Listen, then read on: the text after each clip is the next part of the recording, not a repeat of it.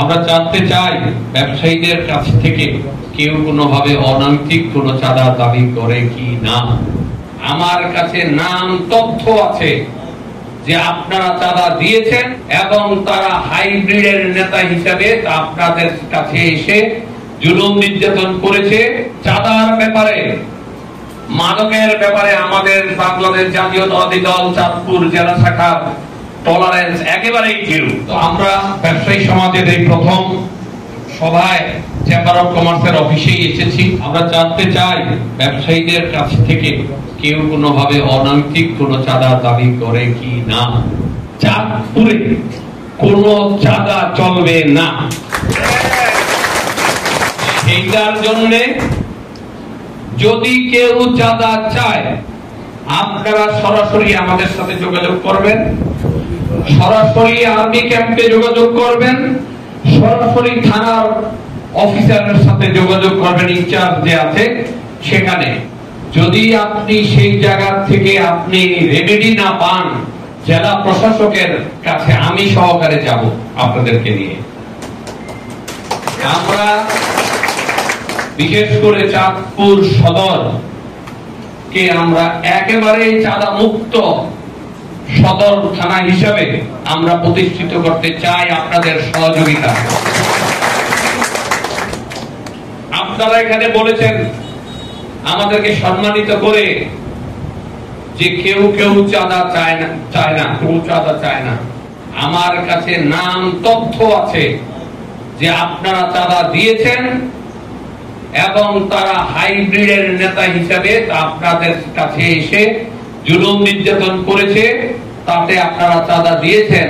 এবং আমি সাথে সাথে এই যেখানে দাঁড়িয়ে কথা বলেছি এই ওয়ার্ডের সভাপতি সাধারণ সম্পাদক, যুব দলের সভাপতি সদস্য সম্পাদক জানে এবং তাকে ধরে এনে আমরা থানায় সুপর্দ করা হয়েছে। আপনারা হয়তো জানেন না।